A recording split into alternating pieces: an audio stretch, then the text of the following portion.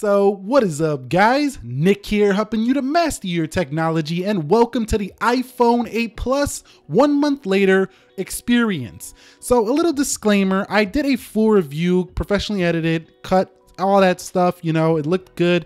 Go ahead and check that out. It's in 4K. I got it down below in the description area of this video, link up in a card as well if you want to see a shorter review. This one is my experience using it, so I'm going to be giving you my opinions, my thoughts, my takes on this phone, what it's been like in the real world using it. I think a lot more people are going to be buying the iPhone 8 Plus than you realize right now once they actually see the iPhone 10 in store and realize, I don't think I want to pay $1,000 for that. I'll take the iPhone 8 Plus. So I see sales increasing on this phone going forward. It just wasn't that premium or that popular because people, you know, were waiting for the 10. But now that that's out, we're going to see how that compares to it as well here on the channel. So if you're new here, you might want to subscribe to get notified about that. But let's talk about the specs that matter in the past month. Have they mattered? Have this A11 chipset, this 3 gigs of RAM, has it mattered here on the iPhone 8 Plus? And I could say not at this point. It definitely feels a little bit faster. It's a little bit snappier. The fingerprint scanner feels a little bit quicker than the past. And I mean very slight though. At this point, I don't think it's that noticeable.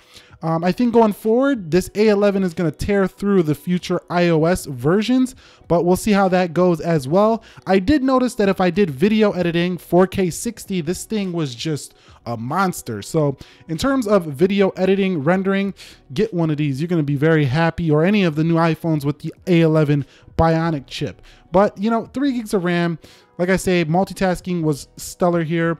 And the specs that matter, I think the most, were probably that new camera. I do like the new camera features, but we're going to talk about that later.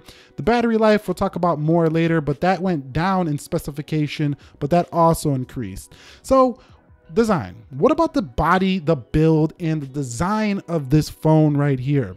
You know, everybody says it's the same-o, it's the same-o. It is the same-o. It does look very similar. I'm not going to deny that fact right there. But one thing it doesn't do is it doesn't feel the same. So it might look the same, but it does not literally feel the same.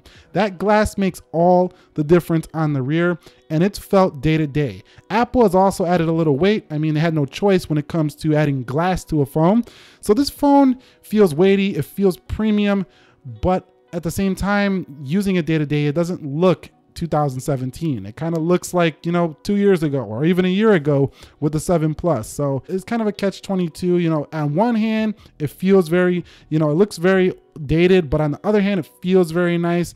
You know, it really comes down to, do you care about having Touch ID? Do you want an all-screen phone? And I think the market is showing with the iPhone 10 smashing on the pre-orders that people do want that. And that's one thing I do think I'm a little disappointed about, is this phone looks pretty similar. This phone, a lot of people say, why does it exist? I think it has a place in the market because some people want that A11, some people want that new stuff, but they're not going $1,000 for a phone. So let's talk now about the screen quality, the displays and stuff like that. Okay, so the display, the screen quality, it's, you know, it's 2016, you know, it's 2017 here, and this phone looks the same as 2017's phone when it comes to its screen. We know it adds True Tone. I know it. I've been using it quite a bit, and I do love True Tone. I actually probably wouldn't want to go back to an iPhone without True Tone, but you're not missing a lot. So what I mean by that is, if you have a 7 Plus, a 6S Plus, and you come to an iPhone 8 Plus, you're not missing a lot here coming to this True Tone. Skip it out. Wait till next year if you're not getting an iPhone 10. That's the only phone I could really recommend you come to if you got a 7 Plus. This one is a hard recommend.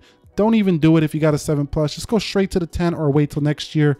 This thing is not that much of an improvement, especially not an $800 improvement. I'll tell you that right now.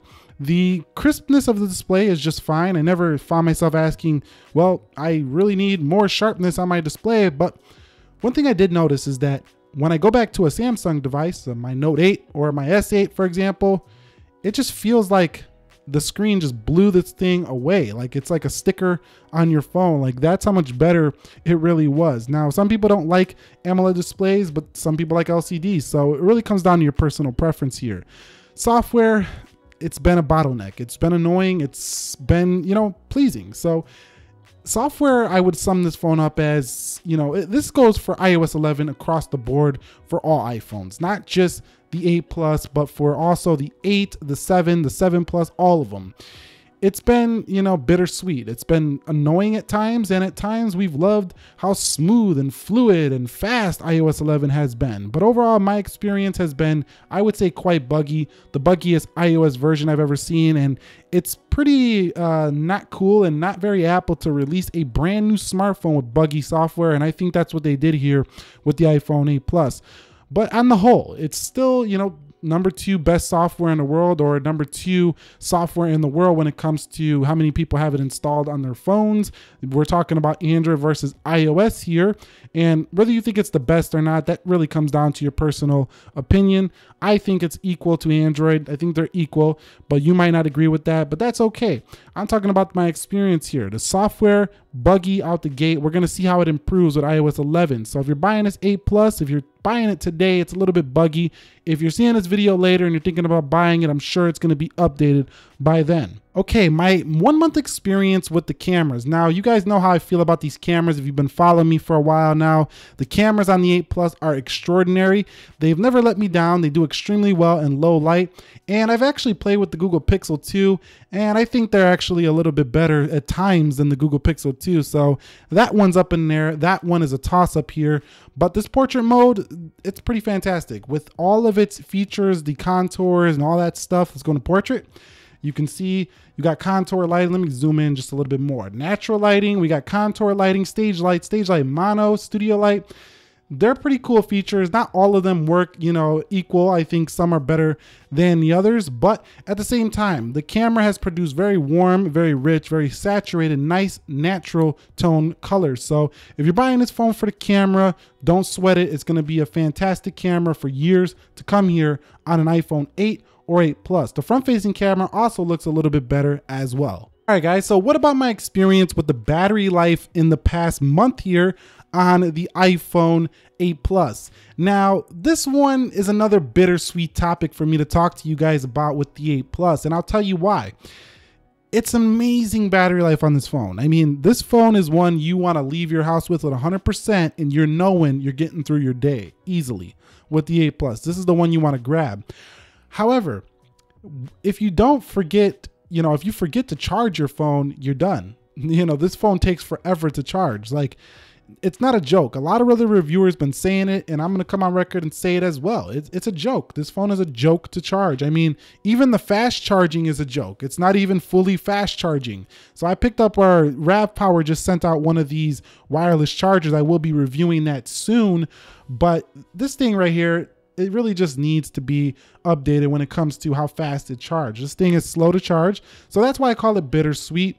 The bitter part is that it really just takes a while to charge. The sweet part is that it just lasts forever. So you have to decide, what do you care more about? Do you care more about the convenience of fast charging, or do you care more about lasting throughout the day? If you're lasting throughout the day matters more to you, the iPhone 8 Plus is going to be fine. If the convenience of fast charging matters more to you, you're a little bit, a little bit sloppy with your charging game, and you like some fast charging, you don't want to worry about it. If that matters more to you, this is not your phone right here. If you guys want to know some raw numbers, I easily get about 6 to 7, maybe sometimes 8 hours of on-screen time with the 8 Plus in my past month. All right, guys, so let's talk about performance here. So I talked a little bit about this earlier, but looking at the performance, if you check out some of my other speed tests on the channel, you'll see that this thing is just a rocket in pretty much everything it does. You really just can't choke this phone up. The only thing that will choke this phone up is its own software. That's the only thing that I found that chokes it up at all. That's its own software, and that's not literally even me doing that.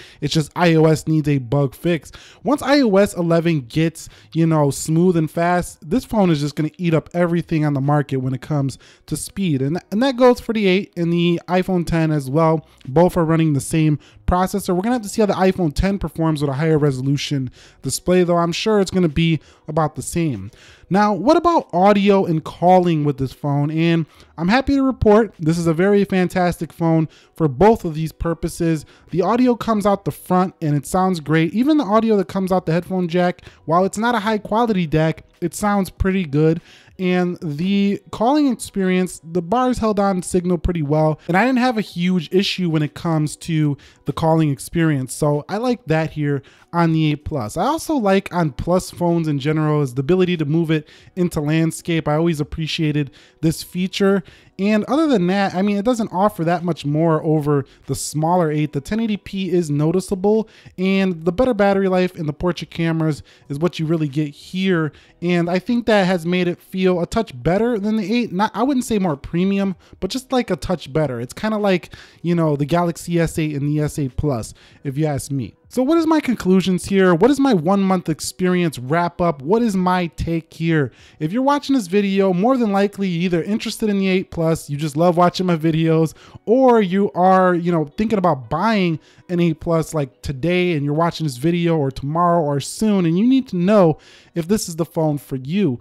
Well, in my experience, if you're gonna buy this phone, what you're gonna get here is a familiar experience if you use the Plus device. If you've never had an iPhone Plus, this is gonna feel amazing to you. Like if you're coming from a 5S or you're coming from an SE, you're coming from something like that, you've never had a bigger iPhone, you're still gonna love and appreciate this phone right here. You're gonna get fast performance. So if you buy this phone, you're getting excellent speed, you're getting excellent fluidity. And if you're buying this like in the future and you're just watching this as research to buy it in the future, it'll probably be even better by then. You're also going to get fantastic cameras. I mean, these cameras can rival some point and shoots here on the iPhone 8 Plus and could even beat many cameras when it comes to the video with that 4K 60 here.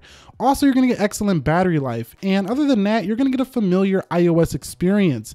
And that's all here really on the iPhone 8 Plus. A direct answer for you is my experience has been stellar, but I'm not excited about the iPhone 8 Plus. Even as somebody who bought it and was looking forward to reviewing it, this phone has done nothing but, you know, just become a great performer in my office. It hasn't been nothing more, nothing less. It's not exciting. It's not horrible. It just works. That's how I can sum up the iPhone 8 Plus. If you're looking for a groundbreaking design, move on to the 10. If you're looking for, you know, something a little bit smaller, a little bit less money, but still has groundbreaking speed, get the iPhone 8, the smaller one. And anyway, that's my take here. That's my 1 month later experience. If you guys found this video helpful, enjoyable, do me a favor, click the like button for me. And if you're new here, consider subscribing. Nick here, helping you to master your technology. Be sure to be well. I will catch you all in the next one. And peace.